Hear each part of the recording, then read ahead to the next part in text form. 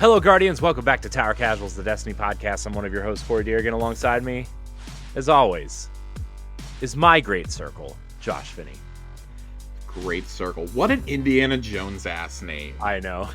I was like, so happy when I saw that. Like, the trademark kind of leaked a few days ago. Yeah. But man, my neighbors are arguing very loudly outside. I got a kick out of that when I saw it. I was like, I was watching it with our friend Ray, and we were both just cackling at it. We're like, this is just so perfectly cheesy for a franchise that already named a movie The Dial of Destiny. I know. I mean, I'm like, I liked the Dial of Destiny. I know a lot of people didn't really care for it. I loved it. I loved it. I like mediocre at best. I'm like, dude, this is fucking awesome. The first 20 minutes of that movie is incredible Indiana Jones. I mean, the rest of it's great too, but that first 20 minutes is awesome. And like when they said the Great Circle, I'm like, yeah, that checks out. Yeah. This is a movie series that has the Dial of Destiny, the Temple of Doom. Yeah. The Kingdom of the Crystal Skull. What was that? What was that movie? Something Atlantis. Oh, the game, the Fate of Atlantis. The Fate of Atlantis. The Emperor's Tomb. Yeah, the Staff of Kings. Yeah, very Indiana Jones name. Very Indiana Jones. Man, just what a fucking great direct. Xbox really needed something. I know this is the Destiny show. We're going to talk a little bit about the Xbox Direct, though, because it was so fucking good. And we'll do a full breakdown on Monday's Xbox Casuals. But, man, Indiana Jones absolutely stole the show. Oh, my gosh, it was so good. Man. It looks so good. It's being made with id Tech. I know. It's first person. It looks great. Like, I like that it still pops out for some third-person sequences. You know what it looks like the art style? Like, it's going for like this slightly not realistic look. Like it looks like the Wolfenstein art that they put out. Yeah. A little bit, right? Like it looks really good, and I like the indie character model is incredible. Yeah, it looks great. It looks exactly like Harrison Ford. I wonder if that was part of Harrison Ford's contract when he signed up to do Dial of Destiny. It's like, hey, we're making a video game. We need your likeness because everybody's going to freak the fuck out if we don't use your likeness. Yeah, I wonder if that was probably part of it. Also, Troy Baker is voicing Indiana Jones and sounds exactly like Harrison Ford. Yeah. Like, the whole internet for like a half an hour afterwards was trying to figure out that's actually Harrison Ford or not. Yeah. And then Entertainment Weekly had the story that it was Troy Baker. Just bizarrely, they had the story. Well, I knew it wasn't Harrison Ford, but I thought there's like this actor that they use when they need Harrison Ford sound-alikes, and he was in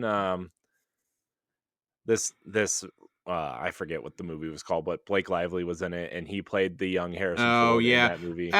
He's fine for like the likeness, but I would never want him to like voice a Harrison Ford character. No.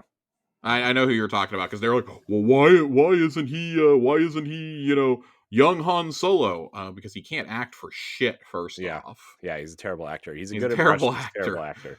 I saw somebody complaining. They're like, oh wow, Troy Baker. It's like one of the only 3 voice actors on the planet. And I'm like, dude, he sounds fucking amazing. Like, normally I'm the first one to make fun of Troy Baker and Nolan North getting all the roles, but he sounds like Harrison Ford. How can you be upset about that?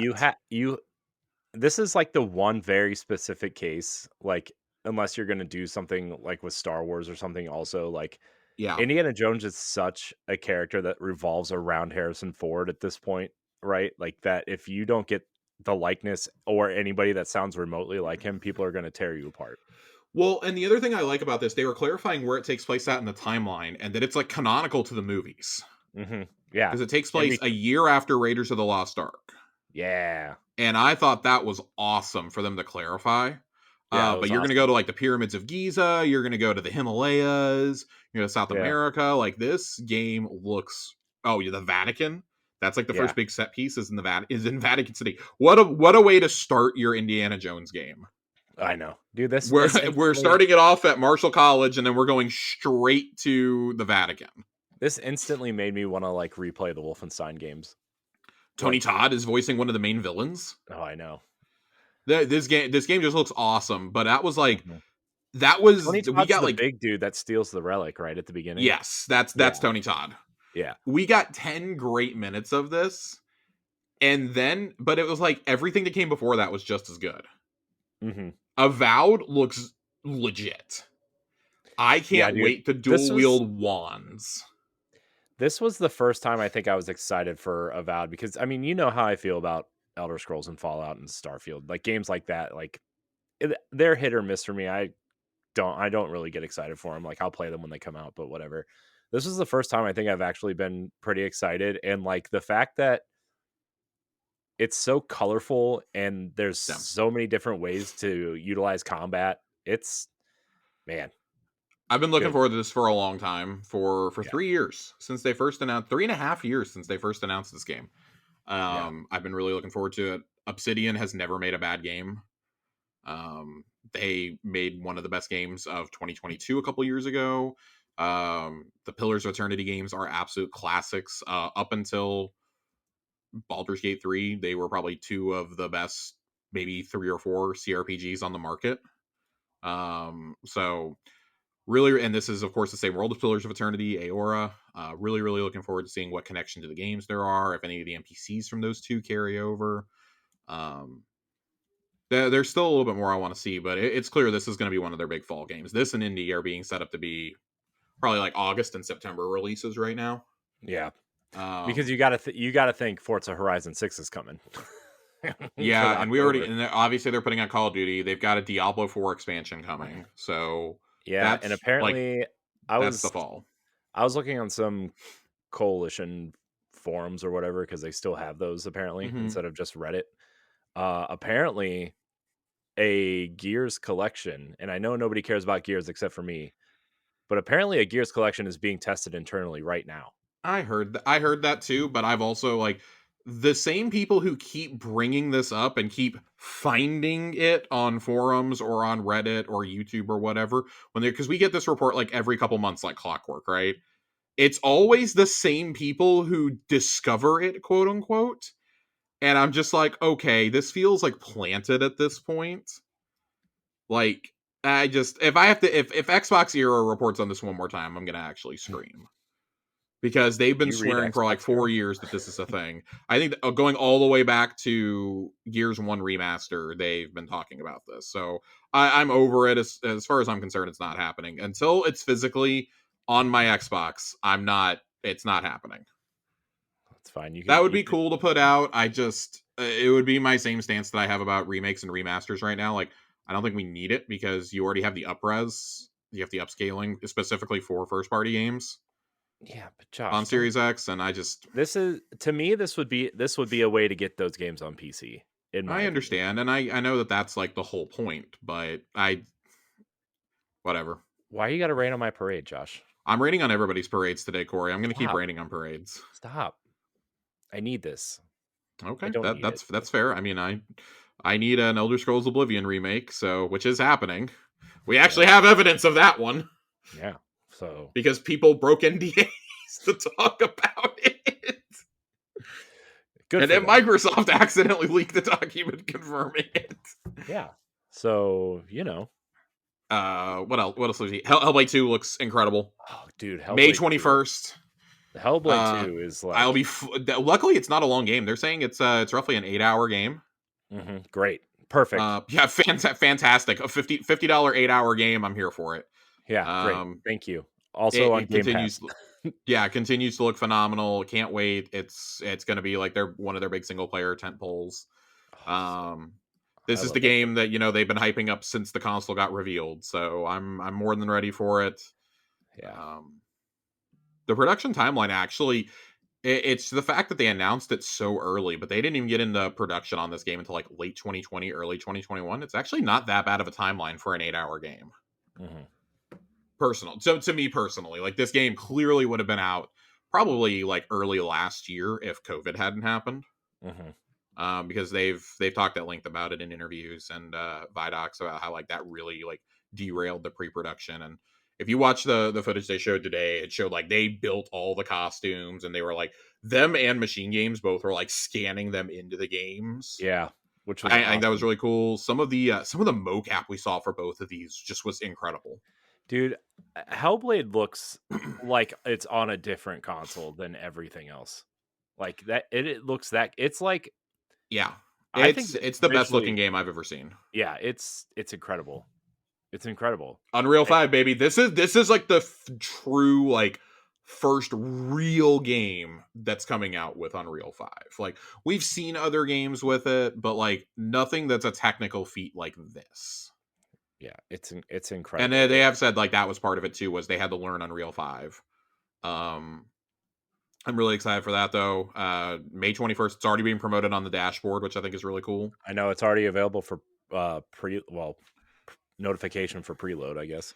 Yeah, you can download the placeholder is what you can do. It's like a 300 megabyte placeholder. Yeah. Um they usually let you do that after Summer Showcase because I've had Persona 3 Reload Yeah. sitting on my and Avowed sitting on my console for a year. Yeah. And Clockwork Revolution. Yeah. It's Gotta out to midnight. Those are actually all on there. You can just search on the Xbox app and they'll come up. mhm. You can pre-install them. Yeah. Also, not that I'm like a huge strategy person, but Aura looks really cool too. Our friend Ray is a really big Civilization fan, and he Yeah. was like, "This looks like the first game in like years that is going to get the attention of like Civ and Age of Empires, Crusader Kings fans. Like, really, Crusader Kings 3 and Age of Empires 4 were probably the last two in like that genre of game Hmm. to come out that do something like this." Yeah. Oxide is a great studio. I did like the joke when they were talking about their game, like, yeah, I don't remember if it was them or if it was Machine Games, but it was one of the two. They were like, yeah, back when we started the studio, we started in this guy's basement, and we'd all pile into the minivan to go get pizza for lunch. Yeah, it was that scene where like he walked in while he was talking. Yeah, Yeah. I thought it was pretty funny, but yeah, Oxide's a studio, man. They made Ashes of the Singularity 8 years ago. God, 8 years ago, and it got all right reviews. But when they did a complete edition, it got really really good ones. It's cool. It's a 4X game, obviously, but it made sense like looking at where some of the like leads on this game came from. Almost all of them have worked on Civilization, Command and Conquer, and Galactic Civilizations. Hmm. So it made a lot of sense. I'm really really curious to see how this turns out. This was, of course, part of the infamous leak a couple of years ago, the infamous Steam leak, Yeah. the Steam database leak that continues to be getting proven correct. Yeah. Um, I mean, they we they just said didn't know Kingdom what Hearts the. 4. Now you know everything is real. I just found it so funny. There were so many code names for Xbox stuff, and poor Jez Corden spent like the next 9 months trying to figure out if any of them were real. Yeah. And was just like, oh yeah, by the way, they're making a game with the Wu Tang Clan, Yeah. which is still happening, by the way. Brass Lion, man. Um, and then last but not least, Square Enix showed up in a deviation from the show last year and up to that point this year of it just being first party stuff Yeah. to promote Visions of Mana, the first in the Mana series to ever come to Xbox. Yeah. It looks cool The too. game looks really cool. Yeah. I I like played it. I like how colorful it is. Like you like that about Avowed. I like it about this game. Yeah, I played the Switch, whatever the one was on Switch, Trials of Vanna, I guess it was. Mm-hmm. And I like what I played, and it looks very similar. So The way I had it described to me is this is a more fun Dragon Quest. yeah, yeah, I could see it. So I'm pretty stoked to play this. I think it's gonna be a lot of fun. I probably won't play too much of it though, because this is a game that I think is gonna be really hard to bring to console. Just Yeah, by looking at the interface that it has. 4X games are hard to bring to console already. yeah, Um, but this will be cool for PC gamers. It's definitely going to find an audience there. Like I said, like the Civ community is going to go crazy for this. yeah, So excited to hear my friends who are much smarter than me and much more interested in these games than me tell me about how great it is. So yeah, a sorely needed good showcase for them. yeah, It's funny that we're like I'm saying that because I felt like last year's summer showcase like unanimously was praised. yeah. Of course, they show Blade, Odie, and Senua Saga at the Game Awards, along with the partnership that they have with Atlas to promote Metaphor. Yeah, I mean, we went over that list that Yeah, was in the works on Xbox Casuals last week, right? One yeah, of the weeks. yeah. We did it on our first episode back from the break. Yeah. And so we kind of ran through all the games that Xbox has announced or is working This is on. the damn breaking. Yeah. Because everything that they talked about, we know about 7 games this year that they're putting Hmm. out. In Yeah. addition to the 4 that were shown today, we know that Flight Sim is also Towerborn. happening, Towerborn is happening, and obviously Call of Duty is happening. Hmm. Beyond that, we suspect that 1, maybe 2 more games are coming out. Hmm. That is a Also really tight window to shove like 8 games into. the Diablo expansion. The Diablo, WoW, and ESO are all getting expansions in that 6-month time frame too. Yeah. Good. Look, good. Look, It's you about and I have fucking been time. yeah, you and I have been Xbox fans for a long time. It's Yeah. about fucking time. You're also gonna get the partnership that's bringing Stalker 2 out. That's coming out in September. It's gonna be a really good year for them. I think like this is the time. Like I would say if you're a console gamer, this is probably the time to consider picking up a Series S at the bare minimum. Although at this point I can't in good faith recommend a Series S. Yeah, Um, just just wait for the Series X to go on sale again. yeah, Get a Series X. It's time. The games are coming. If you're interested in a diverse library, I think these games all look really cool. Obviously, they've got other stuff like Fable, South of Midnight, Clockwork Revolution coming out next year. Gear 6 is on the way. hmm And then just smorgasbord of other things. Outer Worlds hmm 2, Perfect Dark is still coming at some point. Everwild may still be coming at some point. And I yeah, think that there's enough games now, like smaller games, that you could pick it up now and like start enjoying those as like an appetizer, because then it's just going to be bang bang bang bang bang. Like it's going to pick up. And hey, if you have a PC, cool, all these games are on PC day one. yeah, Every or the Xbox game handheld. comes straight to Steam. So Yeah, I'm excited, man. But you know what else I'm excited for, Corey? what are you excited for, Josh? I'm excited to talk some Destiny tonight. You are.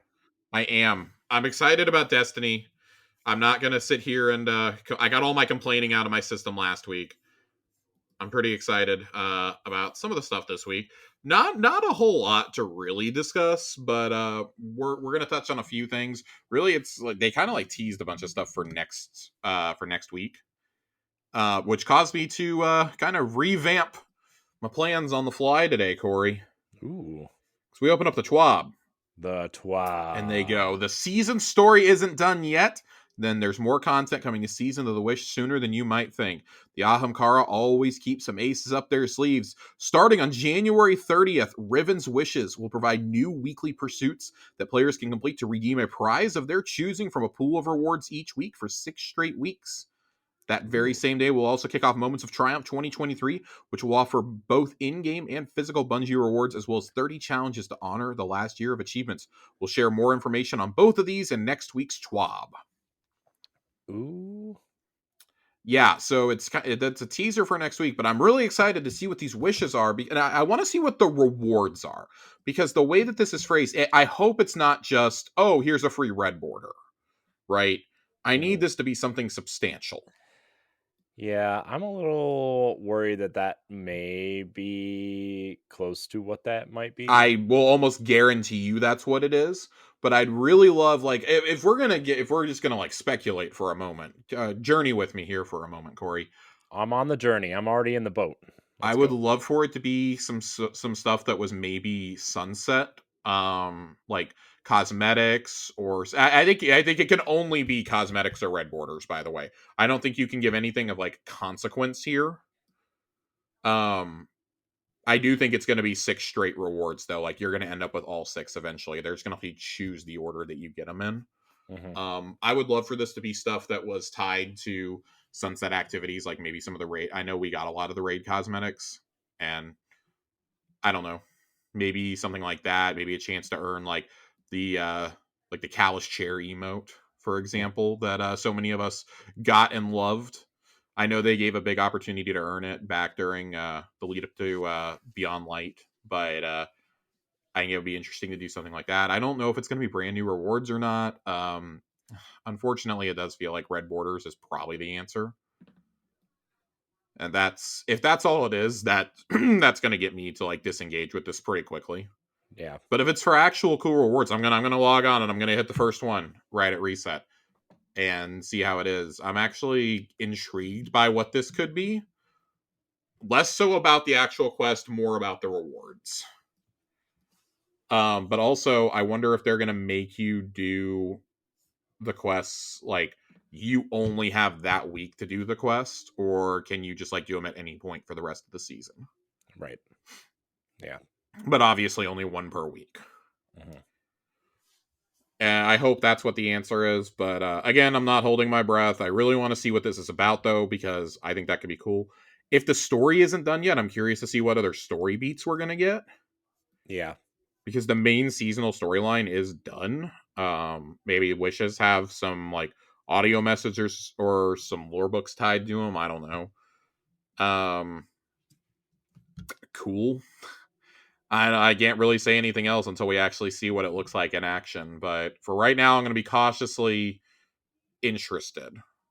I'm just waiting for this to blow up in my face next week. I thought you were going to say optimistic, and I was like, oh, No, that's not Josh. I'm waiting for this to blow up in my face next week. Something that's not going to blow up though, Corey. My wallet, because now you can carry 500,000 glimmer starting on January the 30th. Yeah, well, we talked about that they needed that really bad. They needed that with cores going away, so yeah. Interested in that. Cool. That needed to happen for a while. The biggest news in this TWAB, though, Corey, the helmet no longer stays on. What? What do you mean, Josh? Before the release of the final shape and an update, you will be able to change your Guardian's look when character customization goes live. To do so, you'll only need to launch Destiny 2, and you'll notice a new option when you hover over a character at the character selection screen. You will be able to modify the appearance of your Guardian anytime without cost or limit to the number of changes.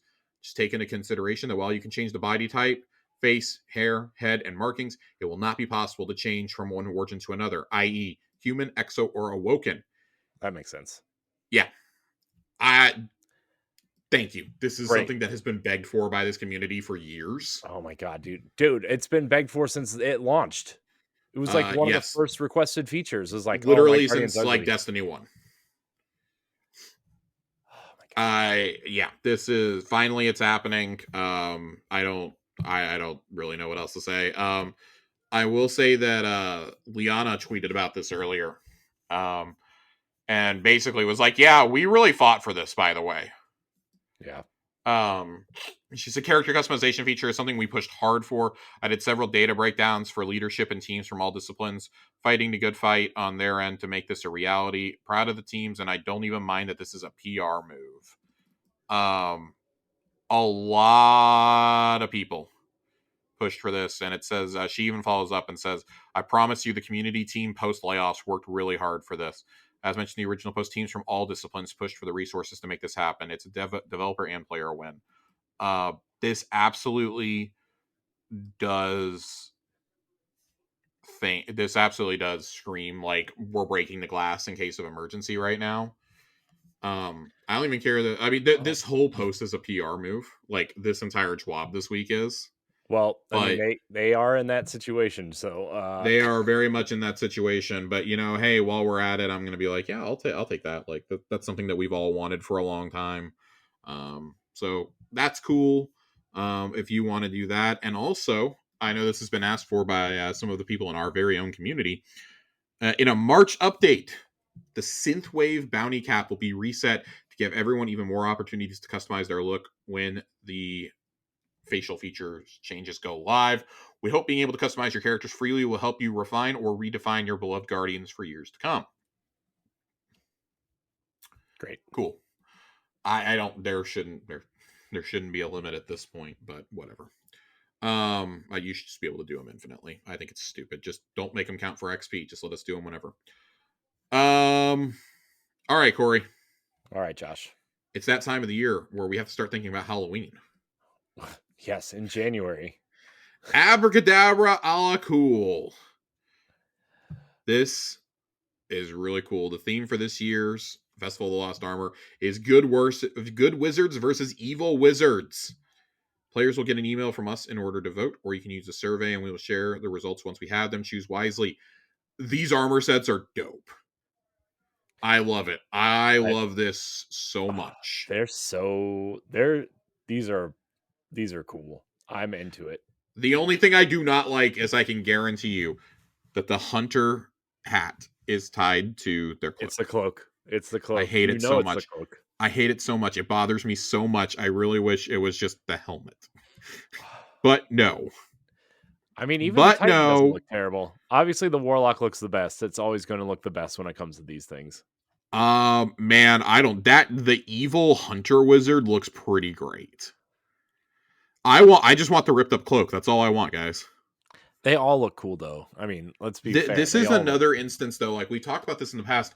I wish that they would let us pick the winner, and you could earn the winner in game, and you can just pay for the other one. Mm-hmm. Or let me unlock both styles, because I want both of these sets. I think both these sets are really great. Yeah. Yeah, they're awesome.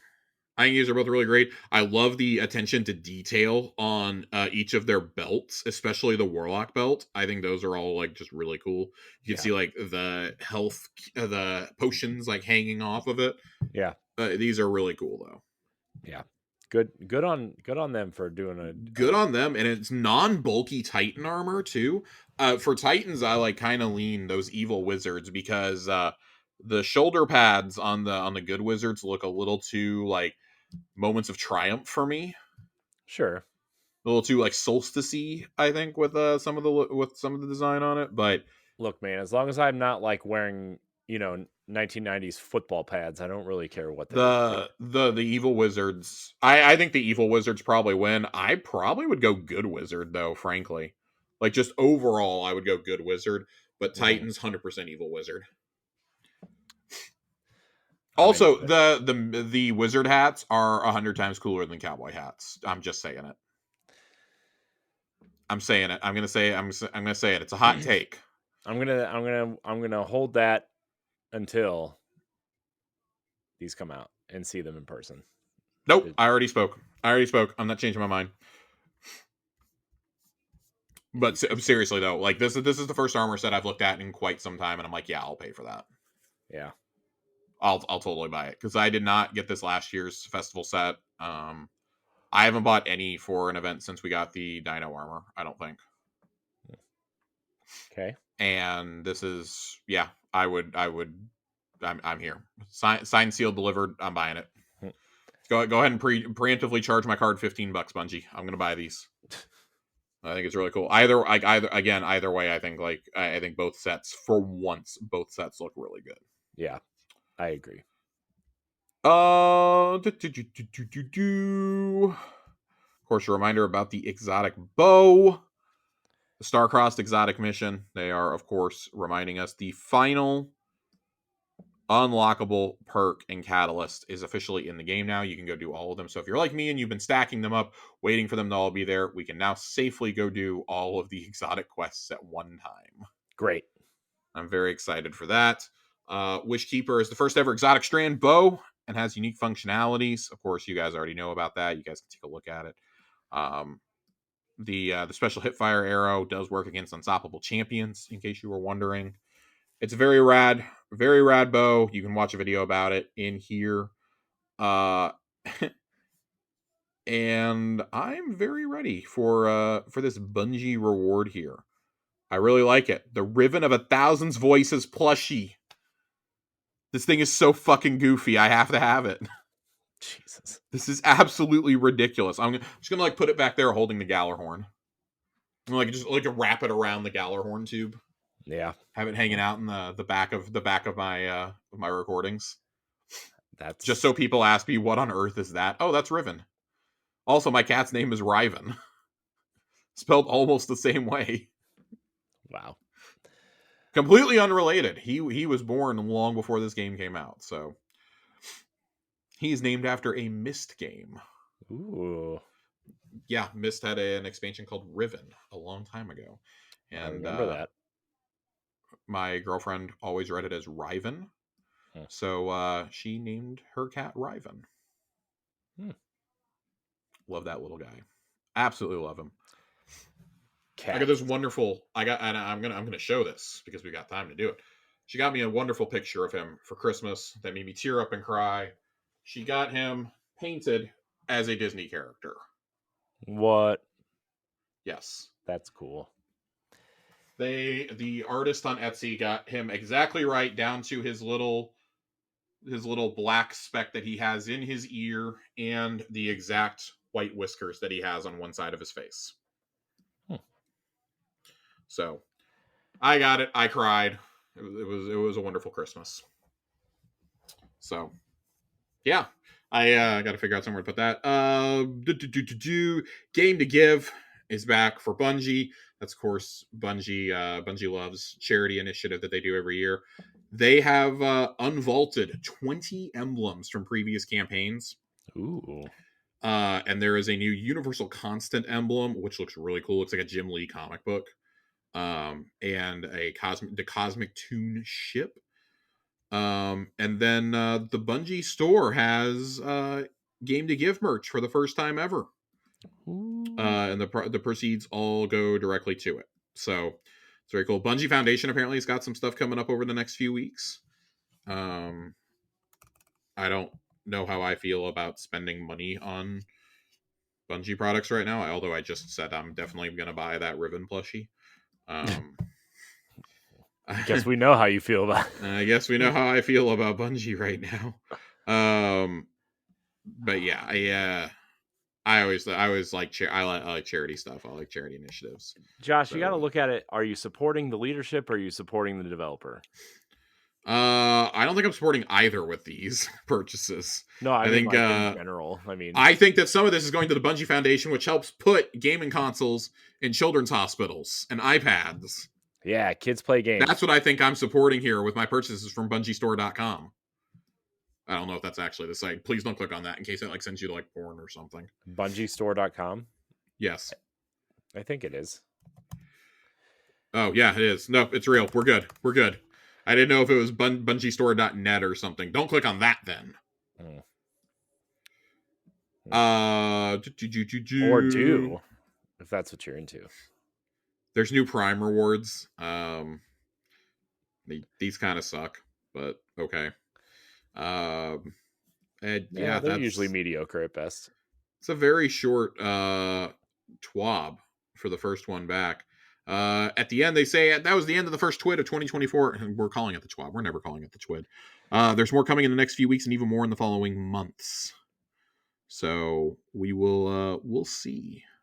Yeah. I'm curious to see next week. It's like I know we're kind of like punting it down the line, but Moments of Triumph is always a decent time.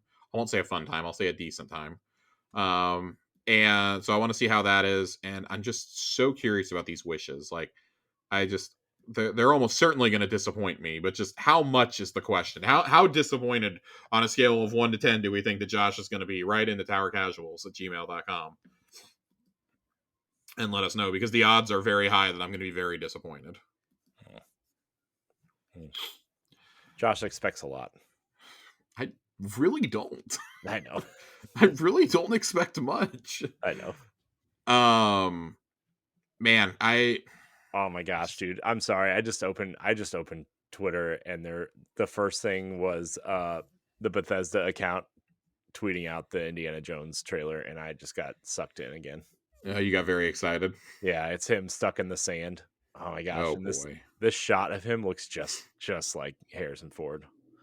Oh my god. Anyways, continue. I'm sorry. Oh. No, I mean, I feel like things are kind of being kicked down the road right now. And I know they had always said it was going to start in it was always going to start in February for wishes, like for like the last month we've known that. Mm-hmm. But I can't help but think that, like, well, if that was going to happen, maybe you should have like taken a week or two off from the story over the break and had that just like lead into wishes rather than having this awkward 2-week gap. Yeah. Also, it's just like kind of weird because like Riven, if you finish the seasonal story, like doesn't exist anymore. Yeah. she can't be conjured anymore, so I'm confused. I don't know. I'm curious to see how this is going to play out. It's an MMO; anything can happen, right? Sure. There doesn't have to be like a logical reason. It's just like, oh yeah, well you're technically doing all this before Crow jumps through, or if it's after. I'm sure there's some timey wimey reason that this can happen. Um, I guess we shouldn't expect too much from this or from Into the Light, and we've preached this so many times now over the last couple episodes, because we don't know what they can do with the obviously already limited resources they had, and then they went and fired 100 something people.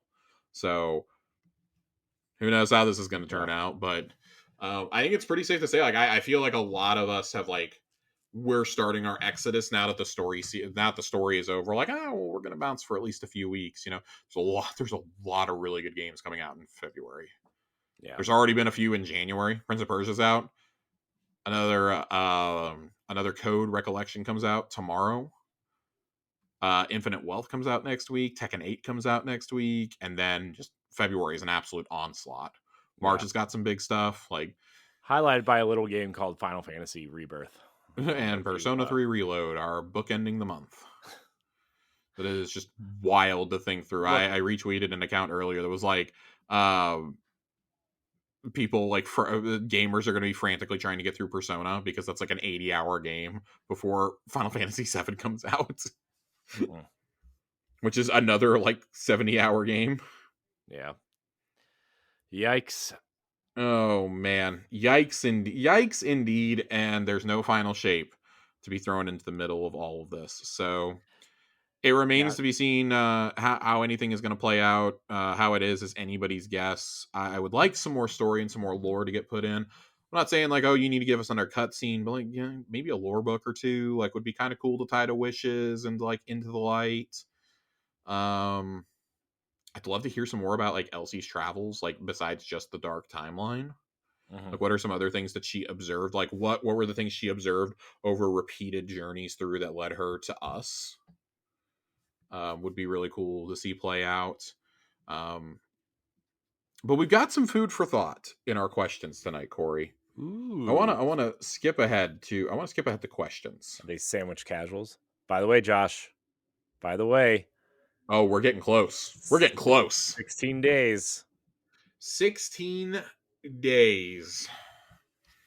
Mm. 16 big Mm. ones. He Delicious. doesn't know it yet. He's already agreed. But Joasis is going to join us next week as long as he's available. I Yeah. talked to him earlier this week. He's going to join us next week to come talk about bows. Me and him are going to sit down. We're going to talk bows. Great. I want to get his take on Tyranny of Heaven, his take on some of these exotic bows. Why is Wish Ender so good these days? And why is Wish Keeper just as good? We're gonna finally get to that topic that was requested a couple months ago. We're about to hit a real slow patch, so we're gonna get him in here for this, and then I'm gonna talk to A1 Johnny about joining me while you are out of town, Corey, to talk the weapons suite for this season. Nice. I think there's been some really good options to go pick up. We've now had plenty of time with them to find our ideal roles and find what we like and don't like about them, respectfully. Talk about some of the new perks that are on the weapons this season, and just kind of go from there. Like what by then, we'll be into a couple weeks of Wishes also, so we can Yeah. talk about those. Just kind of as a preview for what's coming up. But here we go. We had a couple questions this week, and the first one is from Zhao, and this is why I want to jump to it, because Zhao has a really good question here that I think is worth talking about. With this week's discovery of the room the Vex portal takes you to at the end of the exotic mission, are there any theories on that? And I wanted to start with this because there was a special room that was found Yeah. I saw before this. this went live. Yeah. You could I clip saw through this. to it.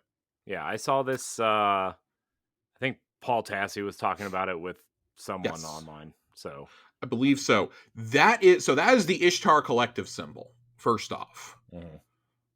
I do think that this is setting. I think that a lot of the stuff with the Vex this season is clearly setting up for Echoes, Mhm. and maybe taking us into our next arc.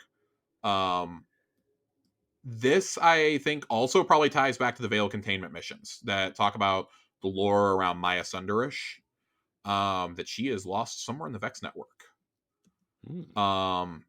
M-Sun 12 may finally get talked about. Maybe. Maya Sunderish. I'm very interested to see if she is coexisting with Asher somewhere in the Vex network. That would be really cool. It would bring the Ishtar Collective back in. One of the great mysteries of the Destiny franchise that we really don't know too much about. That I'd be really interested in. The Veil Containment missions talk largely about how her lover just pieced out from Neomuna after that. Yeah. After she was lost to it. I would like that. I don't know. Like I'd like a little bit of resolution on that, but also I think that she could be a really cool character if she does exist within the Vex network. Could be a really cool character to help kind of guide us in Echoes, and maybe we've theorized in future expansions with the idea that the Vex are kind of the next great mystery to tackle in game. Yeah. We know how Bungie really likes to lay the seeds a couple seasons in advance. This feels like it's setting up for that first episode. This, and I think also the Avalon mission with Asher this season, I think are both doing some of that legwork. Maybe even some of the Mithrax plot points, with him being a splicer, may come back into play. Yeah. That would be real. I think that would be a really cool approach. It's pretty clear the Vex were very interested in getting to Riven's eggs and into the Dreaming City. It's always been said that they've never been able in a simulation to recreate like the Traveler's effects. Interesting. They've never been able to account for the Traveler or for like paracausality, essentially. So I'm interested to see where we go with that. Are we going to get like real fucking sci-fi with this? Like, are we going to get like Mass Effect level sci-fi, or is it just going to be like continue to be like boilerplate? Oh, But the Vex have been a mystery ever since this came out. I mean, I think we forget sometimes that the Vex worship. We're on the Black Garden. The Vex are worshiping the Black Ooze. Yeah. And then on top of that, you fight the Undying Mind for the first time in that strike. We had the Vault of Glass, and then it's just like we kind of didn't deal with the Vex for a very long time after that. The Gate Lord is one of the first super recognizable bosses in this franchise. Yeah. Atheon was one of the faces of raids for years. Arguably still is. People still Arguably love still is. So I'm interested to see where that goes. We know we fucked with the Vex a few years back when we built the portal and killed the Undying Mind in every single reality. Whatever came of that, we basically haven't dealt with the Vex since. Yeah. We've had a couple seasons here and there, like we had Splicer, I guess, but we haven't really dealt with them hardcore since Undying. Yeah. I struggle to think of a time like they kind of like haphazardly threw him into Neomuna, but cool. We went into the Vex network there. Yay. Also felt like it was setting up for something. Everything's taken. Yay. We defeated Quaria, which ended up being a big load of nothing. Yeah. So, which was a taken Vex mind, and I think we still have to address the taken Vex at some point. Man, there's a lot. There's a lot of plot with the Vex that it just seems to have been ignored. That seems pretty important. This feels like the meme, the RPG meme, where like the world is dying and we need your help urgently, but let's go, do all these side quests first. Right. That's kind of how it feels in the lead up now to the final shape. It's like, oh, Crow jumped through the portal and he's by himself over there. Well, let's take 6 months dragging our fucking feet. Right. For something that was clearly supposed to happen over like a 2-week span. Right. So they should have just saved that for the end. Like they should have, but I mean, they would have had the same criticism. Oh, we have this quest in our inventories for like 7 months without doing anything. That was the problem with the Savathun exorcism during the 6-month season leading up to Witch Queen. And I think, and on one hand, I'm glad that we got it out of the way, because if they really do have more story, and I'm putting that in quotations because I don't actually believe them that there's more story. If there is, great. I'm not counting on there being story though, because it's very clear at this point that what we got, like, yes, I guess they needed to like break it up, because this would have been really awkward if like Lightfall, this, and Final Shape were all crammed into one mega expansion. But God damn, I feel like Defiance and Wish could have been an email. Deep probably could have been. Like, Witch is about the only one that I would argue, like, needed to be its own thing. And even that arguably could have waited until after the final shape. Right. Miss me with fucking Savathun the wish on her wings. That is the dumbest bullshit I've ever seen. I swear to God. I swear to God, my guardian definitely did not notice that. I promise you. If there's any plot thread that deserves 6 months of gap, it's that one. It should have taken us months to figure this shit out. How did we even think to look? Did we, like, I don't know, snort some coke before we inspected her body? Like, Jesus. Also, side tangent. We can't take pictures. All those ships just hovering above the tower, right? How are they still up there? Like, what kind of gas? What kind of fuel are they using? I mean, I'm not really super gas concerned about that. That's like the least of my questions right now about what's going on. Look, all I'm saying is gas is expensive, and they've been floating up there for almost a year. Why did we plant a random tree in the tower? Because Cade died, and now he's not. Cade died 5 years ago. God damn. Zhao asks a second question. I know you recently discussed some of your favorite movies you've seen, but what are some movies coming out this year you're looking forward to? Oh God, Deadpool 3. Let's go. God, that is happening, isn't it? Yeah, it is. We got the Fox X-Men rumored to be murdered or something. I don't know. I hope so. Hugh Jackman coming back as Wolverine and can finally wear his fucking yellow suit that looks terrible. I'm so annoyed that Hugh Jackman is back. By the way, my man has had like 4 send-offs. Yeah, I know. By the way, that suit he's wearing looks terrible. I know everybody's excited for the yellow suit, the yellow Wolverine suit, but the suit I think it looks fine. Terrible. I think it looks fine. It looks baggy. Like, he's fucking Wolverine. Paint that shit on. I don't know.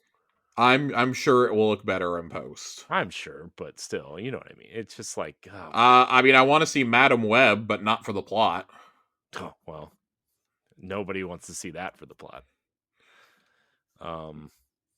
It seems like a good After Dark topic. You should come on, Josh. Oh yeah, hey, I might do that. In all seriousness, though, Dune Part 2 is 6 weeks away, and I don't know if I've ever been so excited to see a book get adapted to the big screen. Dune Part 1 was incredible. I am buying opening night IMAX tickets for this, and I'm very excited. Oh no, I can't! It comes out on a Thursday. I forgot. God damn it! Well, all right. Well, I'm buying opening morning tickets to see this in IMAX then. Yeah. I'm seeing this at 10 a.m. on a Friday. I don't even care. That's fine. That's going to be great. I'm genuinely very excited. I love Dune. I just hate that I'm going to have to wait like 6 years to get Dune Messiah. That's fair. That Argyle movie looks kind of fun. I don't even know what that is. It's that it has Henry Cavill and Dua Lipa in it, and it's Bryce Dallas Howard is a writer. It's kind of like that Will Ferrell movie where he like wrote everything that was going to happen or whatever. But this is Stranger like a Than Fiction. Yeah, it's kind of like that, but she's a spy novel writer. Oh, and so it's not like Stranger Than Fiction at all, which was a deadly serious movie. No, I'm saying it's a similar concept where she is writing everything that's happening. They're not the same movie by any means. This is like a action comedy. It looks like. Furiosa is coming out. That's gonna be rad as hell. Yeah, isn't Anya Taylor-Joy playing Furiosa? Anya Taylor-Joy is playing Furiosa, and Chris Hemsworth is in this movie. Yeah, very excited about. I believe Chris Hemsworth is one of the villains. Yeah, he's which is really really cool. Isn't he like the apprentice of the main dude? I believe he is the apprentice of the apprentice or the rival of Immortan Joe from Fury Road, who is also in this, by the way. Yeah. Don't forget Kung Fu Panda 4, Josh, and the Ubisoft hit Rayman's Big Movie. Okay, I'll actually probably watch the Rayman thing. Sleeping Are you excited for Eli Roth's Borderlands, Corey? I have zero interest. Listen to this fucking cast. I I know want to the know cast how is they great. got this cast. This cast had to have been blackmailed. Well, Kate they cast it Blanchett. like 3 years ago when all these names were like the biggest thing ever. I mean, Kate Blanchett is always going to be a big name. Yeah. Kevin Hart, Jack Black, Gina Gershon, Edgar Ramirez, and Jamie Lee Curtis. What are we doing here, people? What are we doing here? Sounds like somebody wrote a Jumanji sequel and couldn't get The Rock. So they're Kate like, Blanchett is Lilith. That's actually like kind of great. yeah. I like low key. I really like that casting, and I can't believe I'm going to say that. Gina Gershon is Mad Moxie. I don't even know who that is. Gina Gershon. She's been around forever. Gina, how do you spell it? Gershon. There it is. Okay. She's been around for a very long time. Oh, I know who that is. Okay. Yes. She was in Brooklyn Nine-Nine, and one of the episodes is like the bad cop. I love that is what you know her from. That's that is genuine. That well, is one of my favorite things. I think I'm not laughing enough to like convey this. That is one of my favorite things you've ever said. That's what I know Gina Gershon from, is being the bad guy on Brooklyn Nine-Nine. Well, we're watching the show all the way through, and we just watched that episode like a week ago. So, oh my lord, I can't. I can't do this right now. We watched an episode of Psych the other day, and she was in it, and it really threw me off. Jeez. I was like, God damn. I'd had this conversation with my girlfriend, too, about who Gina Gershon was. Alien Romulus could be okay? Question mark? Kraven the Hunter, Josh. I know you're excited. Kraven the Hunter's going to be dog shit. Be absolute dog shit. Transformers 1 is scheduled to come Transformers 1 better be good. That's a great voice cast. Chris Hemsworth is Optimus Prime. Why? Because this is an animated movie. Oh, it's animated? Okay. It's animated, and Peter Cullen has retired from the role of Optimus Prime.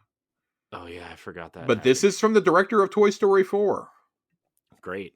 Can't wait. So, yeah, Chris Hemsworth, Brian Tyree Henry, Scarlett Johansson, John Hamm.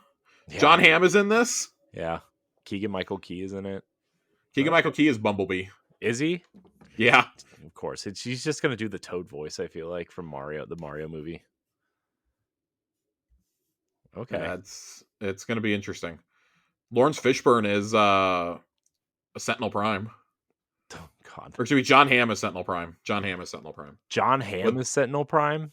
Yeah, this is also canon to the Michael Bay movies, by the way. Oh my God, what the fuck is happening? This is how Optimus and Megatron became enemies. What the fuck is happening?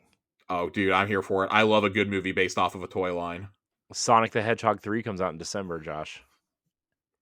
On the same day as Mufasa, the prequel to The Lion I'm seeing King. one of those, and it's not Mufasa. Gladiator 2? Corey, have you ever seen Gladiator? I've seen Gladiator one time. I'm so proud of you. Everybody, listen, give it up for Corey. Corey saw a movie that I named that was not a children's movie. It's true. It's true. Josh, name another movie. See if I've seen it. See if I can get 2 in a row. I probably can't. I'm not even going to try. The animated Lord of the Rings movie is coming out. War of the Rohirrim. What? I'm here for that. There's more fucking Lord of the Rings movies? Yes, this is the story of Helm's Deep, which is actually going to be really dope. Because they make money and they're good, Corey. Fuck off. Some of us want these, okay? Some of us fell asleep in the Fellowship of the Ring 3 separate times. Some of us fell asleep in the greatest movie ever made then. Fellowship of the get your Harry Potter bullshit out of here. Fellowship of the Ring is an all-time classic. I'm not kidding when I say like Fellowship is probably like one of the 5 or 6 greatest movies I've ever seen. I probably could recite most of that movie from memory for you. Oh God. Should I try to watch it? Yes. Should I try to set aside 3 nights in a row to try to watch it? Yes. Because that's how long it takes. Just watch the standard one. You don't need to watch the extended version is great, but that's for after you're indoctrinated. You should try to watch Fellowship again. Okay. It is the greatest fantasy epic of all time for a reason. Okay, I believe you. Anyways, War of the Rohirrim, set 260 years before the events of the Fellowship of the Ring, tells the story of Helm Hammerhead, the legendary king of Rohan. Oh my God, what the fuck is that name? Oh my God. Watch the Two Towers, you uncultured swine. It's Brian Cox is voicing the king. This is gonna be great. I love it. It might be one of the last things we ever get Brian Cox things. He's a million years old. No, he'll just voice more video game trailers, updating you on fighting game stories nobody Oh my cares god! about. Listen, if I saw a tweet that said that if he ever narrated the complete history of the Metal Gear Solid franchise, it would be the first ever YouTube video to win an Emmy award. Maybe, And probably. I was like, now I need that. I need him and Kojima to just like team up and do that. Oh man. If Brian Cox voiced the main character in Death Stranding, I would be 10 times more interested in it. I mean, sure. Could we get him to replace Norman Reedus in Death Stranding 3? Shit. I'm just assuming that there's going to be a third one. What if he's just Norman Reedus' dad in the third one? I would be very upset. Tiger Jesus writes in with the other question I really want to take some time on tonight. What post-Activision season of Destiny would have made a good Curse of Osiris or Warmind level DLC? Oh god. I would say anything from the Witch Queen seasonals content. I'm actually going to go in a different direction with this one. I'm going to say at least 2 of the seasons during Beyond Light, because that's when we got Chosen and Splicer. I think both of those would have been great candidates because they would have been focusing on enemies we hadn't seen for quite a while. The Vex and the good one. I mean, Chosen. Like, think the whole expansion, like you're fighting against Keitel, and then you get her to join the War Cause. That would have been great. Yeah, we already got a strike out of it. They introduced Battlegrounds. Like Chosen that could have been a really rad mini expansion. I think. Yeah, that would have been cool. Yeah, and you probably could have tied in like the Crow stuff at that point too. Mm-hmm. Because of course that's when Crow's identity is revealed. Also, you had the moment with him saving Zavala. Like, oh my god, you could have probably tied in the Almighty to it. You could have done a lot of things there. Man, that moment was so powerful. That's one of the greatest moments in the franchise. When Crow's mask falls off and Zavala just helps him up without blinking an eye. Oh, I want to do that as a topic as we get closer to the final shape. I want us to rank the top 10 moments from the franchise. Maybe we can get Nerd in here for that one. Yeah. And the three of us sit down in the weeks leading up to the final shape and we rank our top 10 moments. I said I wanted to do some rankings. And by God, we're going to do it. We're going to do some rankings. I'm going to come up with some lists and we're going to start doing them. We're going to do them starting next week with Joe. Because as you can clearly see, we need things to talk about. I would fight for Chosen Splicer. I think Witch would have made a really good one. Titan Class put that in there also. He's like Witch, Chosen, and maybe Seraph, in his opinion. But yeah, I think Chosen Splicer. The only one I would have taken from last year from Witch Queen seasons actually would have been Haunted. Yeah. Because I think you would have had a golden opportunity to bring back the Leviathan raids then at that point. You would have had no excuse not to do it. Yeah. And make the Leviathan, make the entire Leviathan an explorable haunted zone would have been really cool. And I think that obviously had more than enough story content to be a full-fledged season. That combined with duality, it had 12 weapons in it that were craftable. You definitely could have made an expansion out of that. A Warmind leveled one. I want to be really clear with what we're saying here. Like we're talking like Warmind, House of Wolves level. Yeah, I think that one would have been excellent last year. Seraph, I hesitate to say because we got that with Warmind. We got an Anna and Rasputin storyline already in an expansion. Yeah. At that point, they would have needed to be part of a major expansion and not a mini one, in my opinion. Yeah, that makes sense. Yeah. I still think it's really bogus that, we just talked about powerful moments. One of the most powerful moments in the series is in there, and there's no way to watch it in game. Yeah. That's annoying. Fucking horse shit. It's annoying. Absolute horse shit. I don't think anything else. I mean, nothing from you. I will say, Season of Dawn, when you go back in time to save Saint, would have been an awesome premise for an expansion.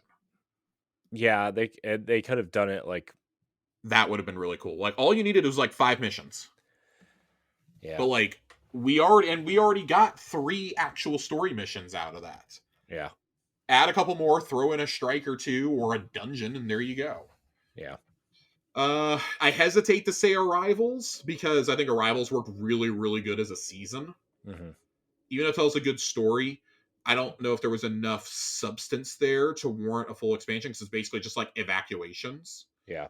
I think it would have gotten really stale, but yeah, Dawn. I would say Dawn. If I only had to pick 3, Dawn, Chosen, Haunted would probably be my choices. Which I would argue for which, but we would have had to kill Zivu Arath at the end. Yeah.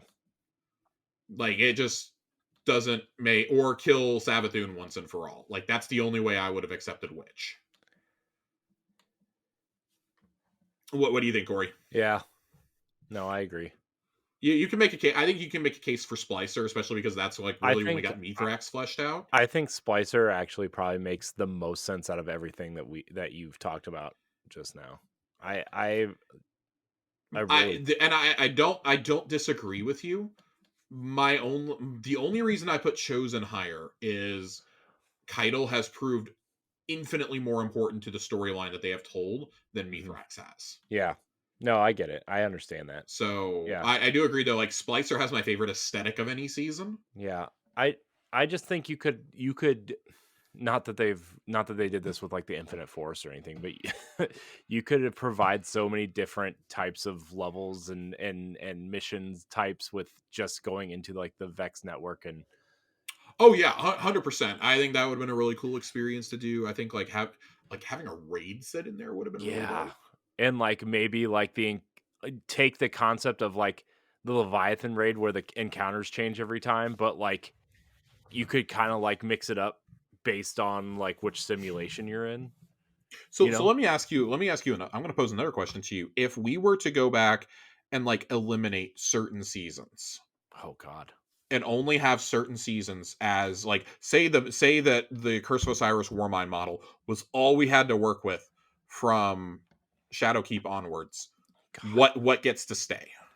What gets to stay? Oh my god. I Because I gotta think from that first year, from the Shadowkeep year, which is Undying, Dawn, uh, Almighty, and what do you I'm call with it? you. Arrivals. Yeah. I think the only one you can make the case for to get a full like mini expansion out of is Dawn. Yeah. Nothing of consequence seemingly was lost with Undying or with I keep calling it Almighty. I don't remember what the actual Worthy. name is. Worthy. Yeah. Nothing Or of Bliss. consequence was really like Worthy. All it did was tease. It teased Keitel, but that was just the fourth horseman quest. You could have easily thrown that into Dawn. Yeah. Yeah. That yeah, that's not Like you could have Arrivals could have just been the honestly Arrivals stuff could have just been the opening to Beyond Light at that point. yeah. Like, what if you just had like a little mini event? Like, you had something that came up in the last month of that being available. Like, hey, you got to go evacuate the planets. Yeah. That could have been a cool concept. I think. Um, Yeah. I mean, when you I get into actually that, I go ahead. mean, I'm just man, I think there's more story there than maybe let on, but like you could probably eliminate plunder at some point. I mean, well, yeah, plunder because I mean, all you did was you hunted down the artifacts of Nezarec. You could have woven that into something else Yeah, I that mean, could you have could easily been tied to Haunted. yeah. Haunted or like you could have done like a dungeon where like after each encounter you get a artifact of Nezarec and like not had so many or I mean I know there's like a lore reason why there's so Yeah, many but I think if you back up and then like if you back up and go to Beyond Light, you could have woven Crow's story in with Aramis's. I think yeah. if we're talking about like the influence of light and dark, and then like oh shit, Uldren is still alive, that eliminates the need for that, and then bada bing, bada boom, you have suddenly you have Chosen and Splicer, and at the end of Splicer, it's revealed that oh, Osiris isn't who he says he is. He's actually Zivu Wrath, and Zivu needs you to do the exorcism, and oh, so we go to do the exorcism as like the final mission Yeah. of Splicer instead, and oh, lo and behold, it was all a trick the whole time. and it ends with that awesome cutscene of her collapsing and dying in front of the Traveler. Yeah. Or something. I don't know. You can make a really good case that the only thing that deserves its own expansion after Witch Queen is Haunted for that whole year. Haunted story was really therapeutic. yeah. Like as much as I like Risen was only a 4-week story for a reason. And it's tied so closely to what's going on in the Witch Queen, you could have easily had it running in parallel to it. Yeah. Like, oh, you're trying to fight a war on two fronts. You're trying to uncover the truth about how Savathun got the light, but also Keitel is really fucking pissed at you for just murdering a whole ship of her people. Yeah. Without permission. So you have that. We already talked about Plunder, and then I mean Seraph. Seraph is the only thing that's like kind of floating out there for me this year. This year could have been an email outside of Witch. Yeah.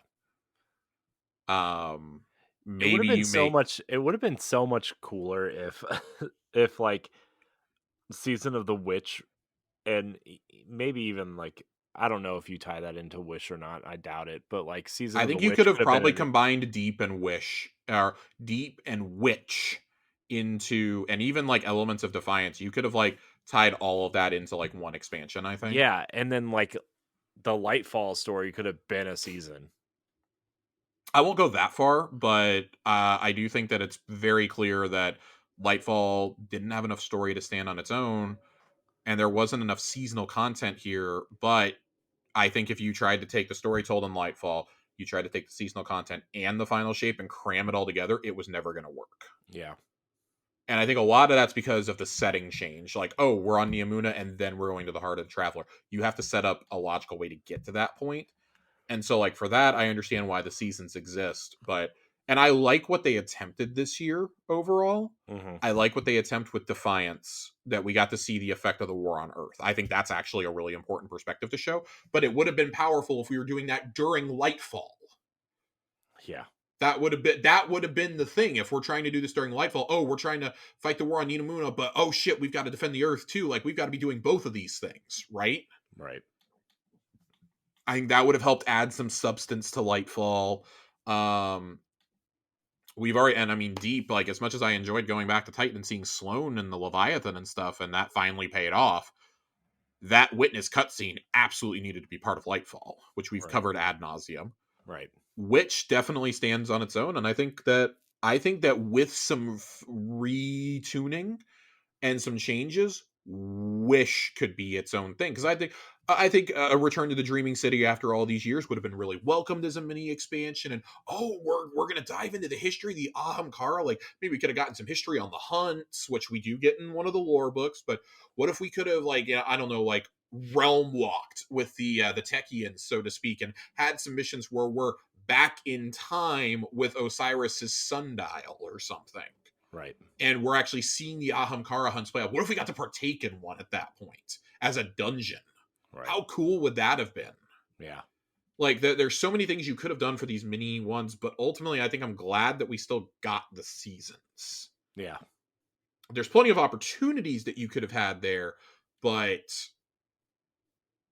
in a way, as stale as seasons have become, it's probably still the best way to tell the story they wanted to. It's just seasons have felt lacking for like the last year now, which being a massive anomaly. Yeah. Yeah. Our next question tonight from Knox. In your opinion, who is the most punchable Destiny character? Oh God. Shah Han. Yeah. Come on. Shah Han. Come on, guys. What are we doing What here? is this What are we doing question? here? Come You on. guys know us. It's Shah Han. Yeah.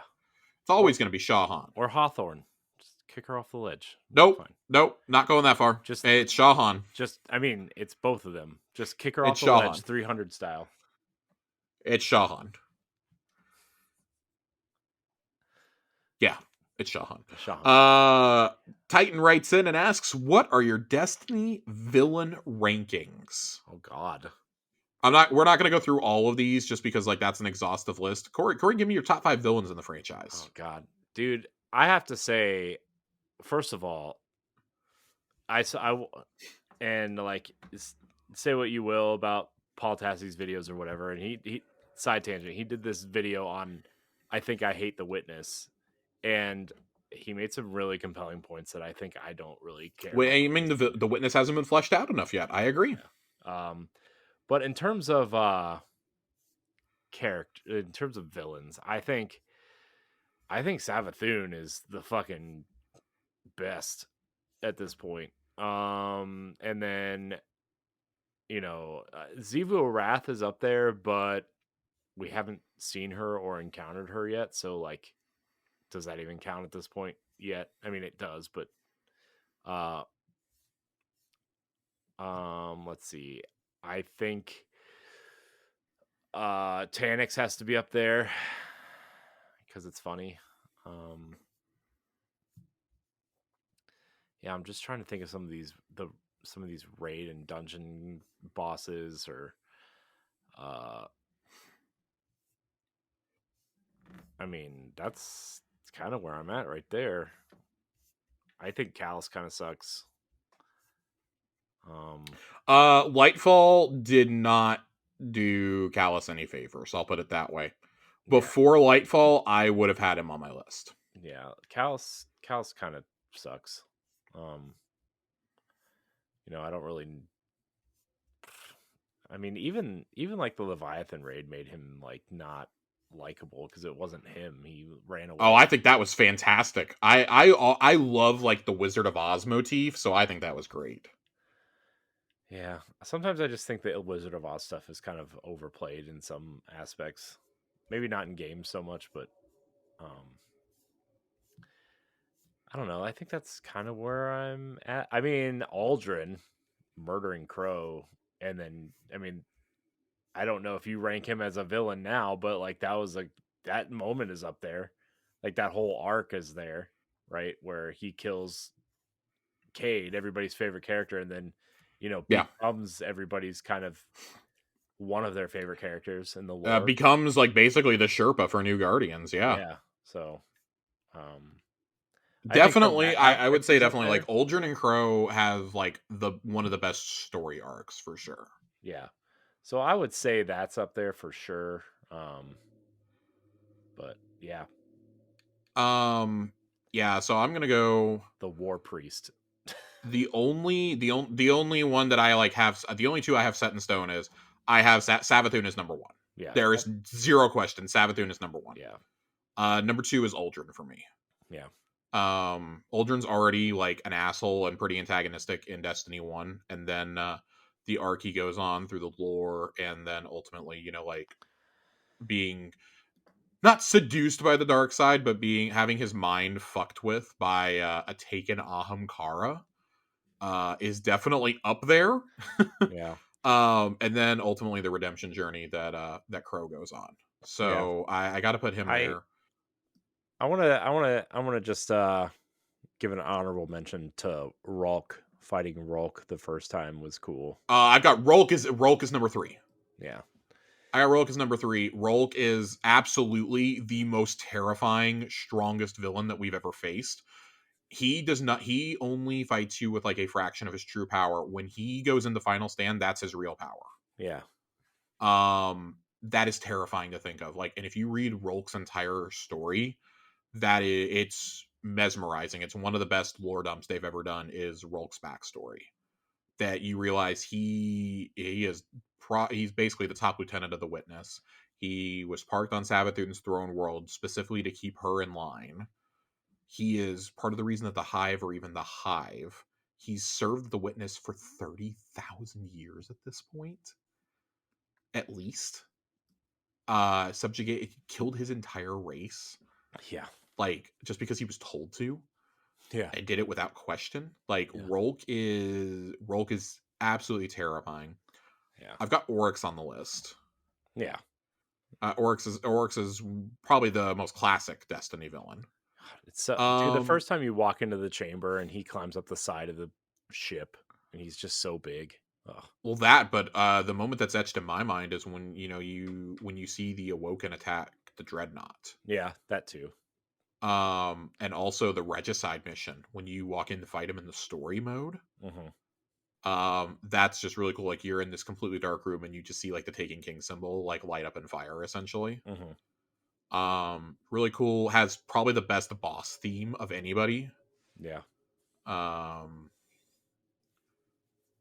the fifth spot is really hard. I can't in good conscience put Nezarek. Yeah. Nez was a letdown. I'm not Fizzled. putting Tanix as a meme. God, man, Tanix is the best. I hope he's Um, back. I hope in the witnesses raid that Tanix is like a some sort of boss. Stop This it. is based on like the Pale Heart is based on your travels. Tanix is going to be there at least twice. I'd put Gaul at number 5. Oh shit, I forgot Gaul exists. I got Gaul at number 5. Gaul actually succeeded in stealing the light. Yeah. We do not defeat Gaul. The Traveler kills Gaul.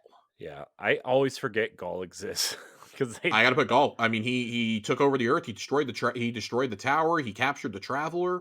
Like, my man would have won, except for some Bill Nighy a bullshit speech, and the Traveler basically deciding, "Oh, hey, you're about to die. You're worthy." Yeah. And the first time the Traveler spoke to us, so we're the first one the Traveler's ever really spoken to. So, yeah, I got to put him on there. If we're going into the deep lore, then Dredge and Yor is definitely like top. Dredge and Yor probably knocks Gaul off the list. Definitely the most evil guardian that's ever lived, for sure. Yeah. Um, evil Anna Bray. Shout out to evil Anna from the Dark Future and evil Eris. Yeah. Shout out to them. The real Witch But Queen. but yeah. God, it's there. It's funny. Like you have enough to make like a top 5 or 6 list if you don't go deep into the lore, and then after that, it's kind of slim pickings. Yeah. It's a little hard because we kill everybody as soon as we meet them. We don't get a chance for a story. Like every one of these characters had like multi expansions or seasons as a story to like build them up, or like things that retroactively happen to make them bigger and better. Except Rolk. Like Rolk is a guy you fight in one raid, but as you find out the history about Rolk, you're like, oh shit, it's a good thing we dealt with this guy now. Yeah. And that we didn't let him, Nezarek, and the Witness all like have a powwow inside the Traveler. I'm Jesus almost Christ. certain that we're fighting him again, but yeah. All right, and our last 2 questions come from Jiggly Panda. Jiggly What are your Panda. thoughts on the Glimmer cap increase and character customization change? We already went over that Great. one. 2 What are thumbs your up. thoughts on your NFL team seasons? I don't want to talk about it. Gross. Corey's upset. Joe Flacco's magic finally ran out. Yeah. The wacko And so did the Flacco. Cleveland defense. Browns fired all their coaches except for their head coach and their defensive coordinator. So I genuinely love that it was the Texans that beat you guys, though, knowing that they own your pick next year. I know. I think that's really funny, personally. I mean, I'm not surprised. I mean, they're a decent team. CJ Stroud is such a stud. Yeah. Dude's awesome, and you're paying Deshaun Watson $230 million guaranteed dollars. Yeah. Yeah, I'm a little bit bummed about how our season ended. I think that and letting Pete Carroll go also was not sitting well with me. Yeah, that's Yeah. It was time. Don't get me wrong; it was probably time to do it, but I don't think there's anybody on the market that's better than him. Yeah. But Bill Belichick doesn't count. Okay. Like Bill Belichick is the greatest coach of all time. It doesn't matter. I mean, is Bill Belichick now though? I mean, like legacy, yes, but now. Yes. I mean, probably not now, but I mean, like if we're looking at what he just did over the last 20 years with the Patriots, absolutely. Well, yeah, he's had a couple shitty seasons, but I mean, he's probably I don't know who you put. Vince Lombardi is maybe better. Like that's it in the history of the NFL. Like, yeah, I mean, I'd still take a gamble on him. Just don't let him in control of the draft. I mean, I think there are about 4 teams that wouldn't hire him if they needed a coach. I'm going to be honest with you. Exactly. I love that the Atlanta Falcons are like, we've completed an interview with Bill Belichick. No, Bill Belichick completed an interview with you. Right. You have completed an interview with Bill Belichick. Yeah. I just think it's really funny that the Falcons are basically killing themselves to get him, and I don't think it moves the needle at all for a Super Bowl for that team. Yeah, I don't either. Pete, I want to also be clear. Pete did not get fired. Pete chose to walk away when he was presented with the option. He did not get fired. He almost got fired. He walked away. It was an amicable divorce that he did not want. Jesus. But I would I hire understand the if the Browns needed a coach, I would hire Pete Carroll. I mean I think a lot of teams would. But he's supposedly going to stay on as an advisor. There's a lot of rumors that he may be special advisor to the University of Washington also, since they're right across the bay from the Seahawks. Yeah, didn't they play there for a while their stadium was being built? I believe so, and his son just got hired as an assistant coach there. Hmm. So, and he's been photographed inside the facility talking to coaches and players. Yeah. So, I would imagine that he's going to keep his distance at least this year, especially if they bring in a younger coach, Right. to let him do his own thing. But he may still consult on like defense and on. I guarantee you he's going to be in the draft room right this year. They'll ask his opinions. John Schneider's a great drafter. It's really weird. Like a coach is past his prime. He's 72, 73 years old. It's probably time to hang up the Air Monarchs and just like chill with your grandkids. But he's one of maybe the top 10 best coaches of all time across like all of American football. Like he's one of the only coaches, if not the only coach, to ever win a national title and the Super Bowl. Yeah. So yeah, he has two natties from USC, and then almost had two Super Bowls, which I'm still upset about. Obviously the architect of the greatest defense of the last 15, 20 years. Like there's really no comparison. Just man, what a stud of a coach, an even better man. I'm not going to dwell on this too long because I know a lot of people don't like us talking about sports. I cried during his press conference the morning it was announced he was being let go. I dropped what I was doing to watch it. I cried. Pete cried. I didn't really break down until he was talking about his favorite moment being a coach, and it was finding his wife in the crowd when they won the Super Bowl. He said when we were there up there on the trophy stage, him finding his wife in the crowd when he was hoisting the trophy. Basically like, hey, all your sacrifices are like validated now. He apologized to his family for uprooting them and moving them so many times, because I think a lot of us forget that he was the Jets head coach before. Yeah. And then he went back to college because he didn't do very well. Yep, he went back to college. People thought he would never come back to the NFL. Becomes one of college's best coaches. I mean, at USC, he's the guy who was responsible for Reggie Bush, for God's sake. Yeah. Like, and then he comes into the league and takes over a team that was nothing. Like the Seahawks were a fucking joke. Yeah, we'd had Sean Alexander and Hasselbeck. We'd been to a Super Bowl, but we'd never really been like great. We had like 4 great players in our entire history, and then he comes and just upends everything with a bunch of 5th and 6th round picks. Yeah. So it was really cool. The thing that really broke me though was they put out a video afterwards of when he walked off the stage, and him and Tyler Lockett hugged, and then he walked out into the hallway and Geno Smith was there, and him and Geno hugged for like 10-15 seconds. And then as he's walking away down the hallway, he's talking to Geno, and he's still smiling and laughing. And Geno Smith looks like a dude who just like had his whole world. He looks like a guy who was just told his parents are getting divorced. Yeah. He looked like a guy who feels like this is his fault, that he wasn't good enough as a quarterback this year. If you watch the Seahawks, Geno Smith was not the problem this year, was the defense. So yeah, it's probably time to go, but like how do you say goodbye to a guy who's going to get a statue out in front of the stadium in the next couple of years? Right. Like there's going to be a Pete Carroll statue. Like he has probably the best cultured locker room in the entire league. Like his standard is the standard now. And I like how they're going about the coaching search of like, we want a young coach who is going to continue Pete's philosophy. Like Pete is the Seattle Seahawks as far as they're concerned. That's cool. So I hope they get someone good in there. I'm still gonna watch them. I watched them when they were a shit ass, 7-9 team year in and year out. Never forget Clipboard Jesus getting us to the playoffs at 7-9. Clipboard Jesus. Charlie Whitehurst, for those of you who don't know who I'm talking about, I remember those days fondly. Well, okay, maybe not fondly, but I remember them. Clipboard Jesus.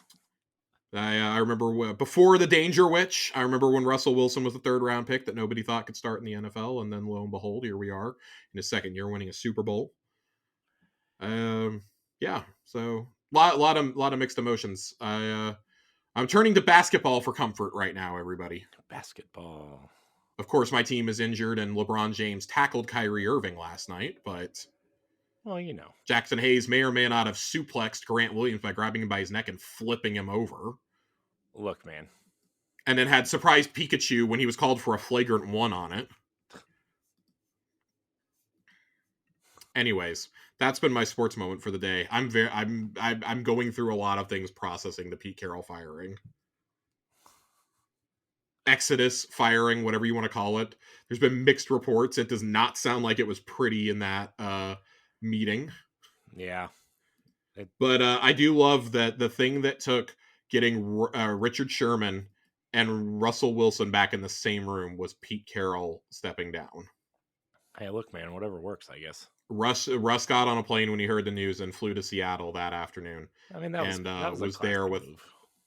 It was a very classy move for a guy who had a very messy exit and a very public exit, and that most of the fan base pretty much hates now. Yeah. We all had to admit, yeah, that was a pretty, even if it was just a PR stunt, which it 100% was, like that's still a classy move to do that. Yeah.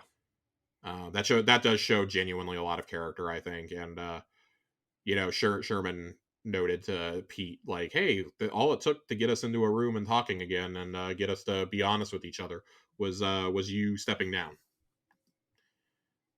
But seeing all the pictures from that gathering was really cool. It was a real who's who of like guys that I've watched for the better part of 20 years, all being in the same room. It was kind of wild to see. Like some of these guys were drafted when I was in my first year of college. I am 31 now. Some of these guys were drafted when I was 18. It's wild. So yeah, and I don't have to root for Deshaun Watson on top of that. Oh God, that dude. There's so much drama around him right now. It's great. It's great. Like he wants out of here, which is funny because nobody wants him. I know. I mean, nobody wanted him when he didn't have any money attached to him. Now he has $48 million on the cap next year. Nobody wants that. Browns fucking don't want that. That's an NBA number, man. Man, we're stuck with him for 3 more years, man. All right, Corey, you want to get us out here? In the year he leaves, we don't even have a first round pick. I love it. This is classic Jimmy Haslam. I love it. God damn, dude. Corey, get us out here before the people get upset that we talked about too much football. Look, we brought it up because the fans wanted it, okay? It was asked. It was, in fact, asked. Oh, Jesus Christ. Anyways, I want to thank everybody for watching and or listening to this episode of Tower Casuals. Remember, you can catch this show every Friday, as well as our sister show, Xbox Casuals, every other Tuesday, where we will be breaking down the Xbox Direct on this upcoming episode. Josh, very excited. Some sales charts, too. Yeah. I've got charts. Xbox broke December records, so great. Yep. Josh, thank you for your time tonight, as always. Where can we find you? Always. Twitter, @Josh_Finn. 2 N's. 2 N's. Still there. Still holding out. I'm still there. Still there. You can find me at I am Corey in HD. You can follow us at Tower Casuals on things. We post sometimes. But anyways, join the Discord. Have a good time. Eat a good sandwich. I want to thank everybody for watching and or listening. And until next time, we love you. Goodbye.